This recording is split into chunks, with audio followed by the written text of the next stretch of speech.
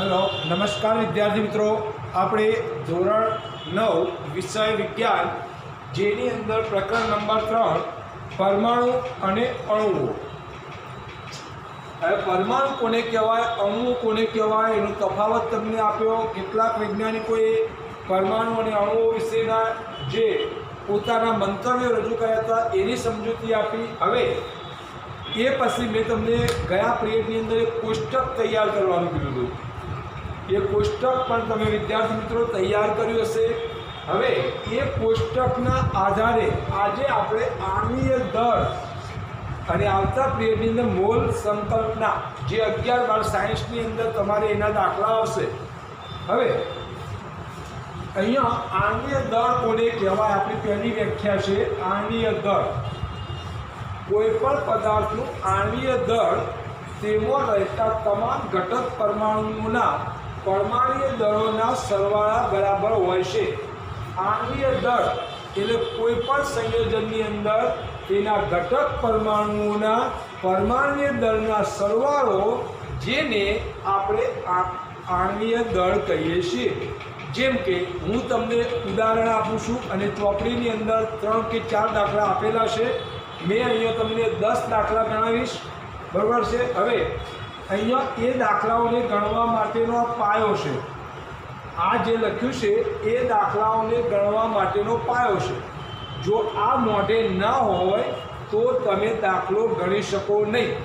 જેમ કે તમને કીધેલું છે કે ગણિતમાં તમને સૂત્ર ના આવડે તો ક્યારે દાખલો ગણી શકતા નથી, બરાબર છે. તો અહીંયા પણ તમને આ પરમાણુઓના દળ ના આવડતા હોય તો તમે દાખલો તૈયાર ગણી શકો નહીં. એટલે તમારે આટલાના પરમાણ્વીય દળ મોઢે કરવા પડે.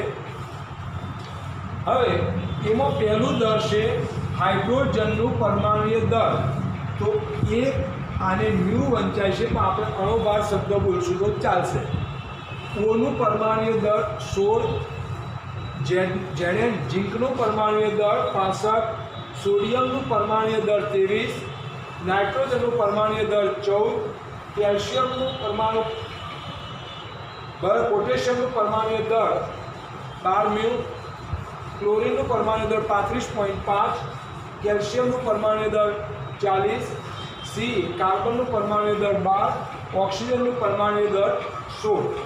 હવે ક્યારેક તમને એવું થતું હશે કે સાહેબ આ પરમાણ્વીય દળ છે એ જે એનો મેન્ડેલિફના આવર્ત કોષ્ટકમાં જે તત્વનો ક્રમ છે એ ક્રમ કરતાં લગભગ ડબલની નજીક છે. જુઓ, ઓક્સિજનનો પરમાણુ ક્રમાંક 8, આણ્વીય દળ પરમાણ્વીય દળ 16, કાર્બન 6, 12, કેલ્શિયમ 20, તો 40. પણ બધામાં એવું નથી. ક્લોરીન 17મો નંબર, તો અહીંયા 17 દુ 34 થાય, પરંતુ 35.5 છે. બસ, એટલે આને તમારે યાદ રાખવા પડે. હવે અહીંયા મેં નીચે 10 રકમો લખી છે. નીચેના પરમાણ્વીય દળ શોધો, આણ્વીય દળ શોધો. Hydrogen H2O, HNO3, CaCl2, ZNO, NH3, જેના તમને બધાના નામ આવડે જ છે. H2O પાણી, HNO3 બરાબર છે, HNO3 નાઇટ્રિક એસિડ બરાબર છે, CaCl2 કેલ્શિયમ ક્લોરાઇડ, ZNO ઝીંક ઓક્સાઇડ, NH3 એમોનિયા બરાબર છે, Na2O sodium hydroxide, K2CO3 potassium carbonate, CH4 methane, CH3OH OH ક્રિયાશીલ સમૂહ વાયુ, મિથાઇલ આલ્કોહોલ, C2H6 એટલે ઇથિન બરાબર છે. તો આ બધાના CO2 એટલે કાર્બન ડાયોક્સાઇડ, આ 10 મેં નામ લખેલા છે. હવે 10ના આપણે આણ્વીય દળ શોધવા છે. એમાં પહેલો દાખલો લઉં છું. 5 હું ગણાવીશ, 5 સ્વ પ્રયત્ને જાતે ગણવાના છે. તો દાખલા નંબર 1 H2O. હવે તમને આ જે ઉપર લખેલું છે એ નહીં આવડે તો ત્યાં સુધી ગણી શકશો નહીં. હા, ગણવા માટે કોષ્ટકનો ઉપયોગ કરો આ લખેલા પરમાણુના દળનો. H2O એટલે હાઇડ્રોજન કેટલા છે, સોલ્યુશન 2, હાઇડ્રોજન કેટલા છે 2, તો 2 હાઇડ્રોજનનું પરમાણુ દળ હું શોર્ટકટ લખીશ આની જેમ હાઇડ્રોજનનું પરમાણુ દળ વત્તા બીજું શું છે O કેટલા છે 1 તો 1 અને ઓક્સિજનનું પરમાણુ દળ ખ્યાલ આવે છે। હવે અહીંયા 2 હાઇડ્રોજનનું પરમાણુ દળ કેટલું છે 1 તો અહીંયા આપણે કેટલા લખ્યા 1 વત્તા ઓક્સિજનનો અણુ 1 છે એટલે 1 અને ઓક્સિજનનું પરમાણુ દળ કેટલું છે 16 તો અહીંયા ઓક્સિજનનું પરમાણુ દળની જગ્યાએ આપણે કેટલા લખ્યા 16 હવે સીધું હવે તો ગાણિતિક સ્ટેપ આવી ગયું 2 એકા 2 16 એકા 16 તો જવાબ કેટલો આવ્યો વિદ્યાર્થી મિત્રો 18 બરાબર। હવે એનો એકમ તો એકમ આપણને આપેલો છે બરાબર છે મ્યુ બરાબર છે। હવે આ કોનો જવાબ આવ્યો H2O નો। હવે દાખલા નંબર આપણે 2 લઈએ HNO3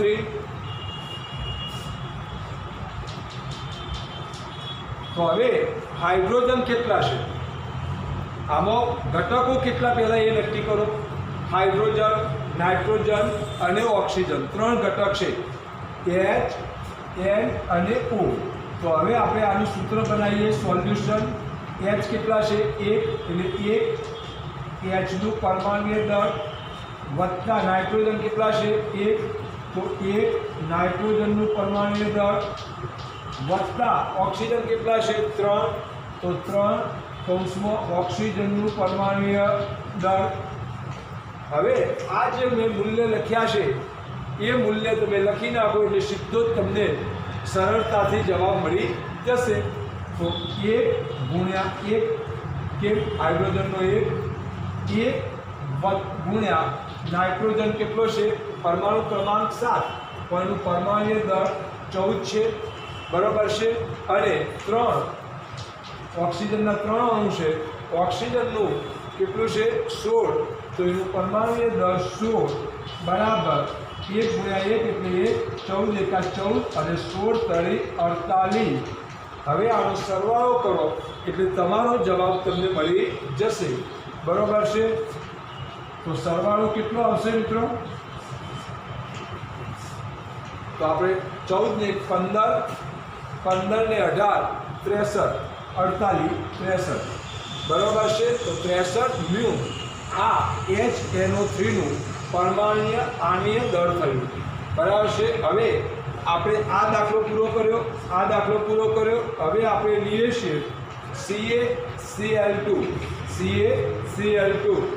તો દાખલા નંબર 3 CaCl2 તો સોલ્યુશન શું થશે સોલ્યુશનમાં શું થશે Ca નું પરમાણુ દળ Ca ના અણુ કેટલા છે 1 Ca નું પરમાણુ દળ હું શોર્ટકટ લખું છું વત્તા Cl કેટલા છે 2 તો 2 Cl નું પરમાણુ દળ 1 ગુણ્યા અથવા કૌંસમાં લખો ગુણાકાર ન લખો Ca નું પરમાણુ દળ કેટલું છે 40 તો અહીંયા આપણે કૌંસમાં લખી દઈશું 40 2 Cl નું પરમાણુ દળ કેટલું છે 35.5 હવે આનો ગુણાકાર કરી નાખો અને સરવાળો કરી નાખો એટલે તમારો જવાબ 40 એકા 40 35 70 ને 0.5 ગુણ્યા 2 એટલે 71 એટલે આનો જવાબ આવશે 111 મ્યુ આ તમારું CaCl2 નું આ પરમાણુય દળ થશે આણ્વીય દળ। હવે દાખલા નંબર હું 4 લઉં છું ZnO હવે તમને ખ્યાલ આવી ગયો છે કે Zn નું પરમાણુ દળ 65 તો અહીંયા આપણે સોલ્યુશનમાં લખીએ Zn નો અણુ 1 અને Zn નું પરમાણુ દળ વત્તા ઓક્સિજન પણ 1 છે 1 ઓક્સિજનનું પરમાણુ દળ હવે 1 Zn નું પરમાણુ દળ કેટલું છે 65 બરાબર છે તો Zn નું પરમાણુ દળ 65 વત્તા 1 અને ઓક્સિજનનું પરમાણુ દળ બરાબર છે 16 હવે 65 એકા 65 વત્તા 16 એટલે કે 81 મ્યુ આ એનો જવાબ થઈ ગયો। હવે વિદ્યાર્થી મિત્રો મેં તમને અહીંયા 4 દાખલા ગણાવ્યા। બોર્ડ ઉપર મેં 10 રકમો લખી છે, બોર્ડ ઉપર મેં 10 રકમો લખી છે। હવે હું બીજા દાખલાઓ જે છે એ તમને શોર્ટકટ રીતે સમજાવી દઉં છું। NH3 તો શું જવાબ આવશે? NH3 તો શું આવશે?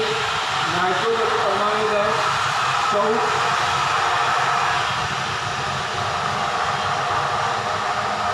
નાઇટ્રોજનનું પરમાણુ દર 14 અને હાઇડ્રોજનનો 1, એટલે અહીંયા શું થશે? શોર્ટકટ ગણતરી આ રીતે થાય, 1 Nનું પરમાણુ દળ વત્તા 3 હાઇડ્રોજનનું પરમાણુ દળ। તો 1 નાઇટ્રોજનનું પરમાણુ દળ કેટલું છે? તો 14 વત્તા 3 હાઇડ્રોજનનું 1, 14 એકા 14, 3 એકા 3, 14 ને 3 17 મ્યુ। તો આ NH3નું પરમાણુ દળ આવી ગયું। હવે અહીંયા આપણે દાખલા નંબર 5 બની ગયો। હવે 5 દાખલા બાકી રહ્યા। એ 5 દાખલાની અંદર તમારે જાતે ગણવાના છે। 4 ગણાવ્યા, 6 દાખલા જાતે ગણવાના છે। Na2O, K2CO3, CH4, CH3OH, C2H6 અને CO2 એટલે કાર્બન ડાયોક્સાઇડ। તો વિદ્યાર્થી મિત્રો અહીંયા તમને જેટલા દાખલા ગણાવ્યા મેં એ દાખલાઓ તમારે જાતે ગણવાના રહેશે। હવે અહીં આગળ આગળના દાખલાઓ આપણે જોઈએ। દાખલા નંબર 6, તો છઠ્ઠા દાખલામાં શું છે? Na2O sodium oxide.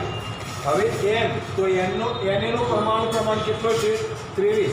તો અહીંયા Na 2 છે, 23 દુ 46 અને O 1 છે, તો O ની જગ્યાએ કેટલા આવશે? 16। તો 46 વત્તા 16 જે આવે એ Na2O નો પરમાણુય દળ થશે। હવે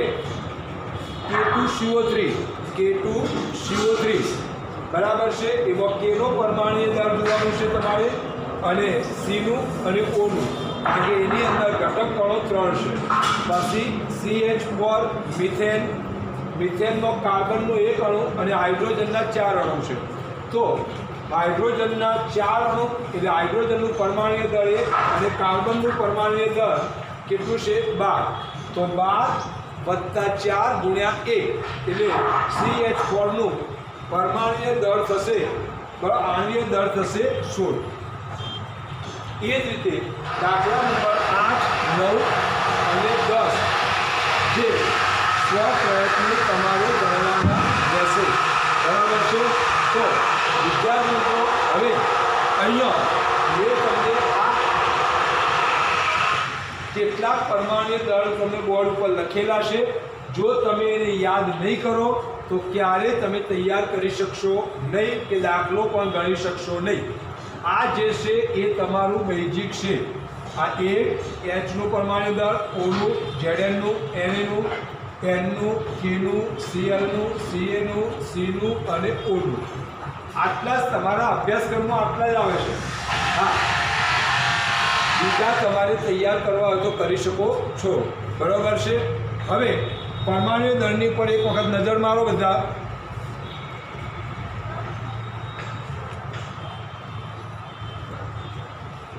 હવે વિદ્યાર્થી મિત્રો તમને કીધું કે લેસનની અંદર હોમવર્ક આ પરમાણુઓના દળ તૈયાર કરવાના છે, અને આ 10 દાખલા જે બોર્ડ ઉપર લખેલા છે એ 10 દાખલાઓ તમારે ગણવાના છે। બરાબર છે? ગણીને મારા મોબાઈલ નંબર ઉપર હોમવર્ક મોકલવાનું છે। અસ્તુ।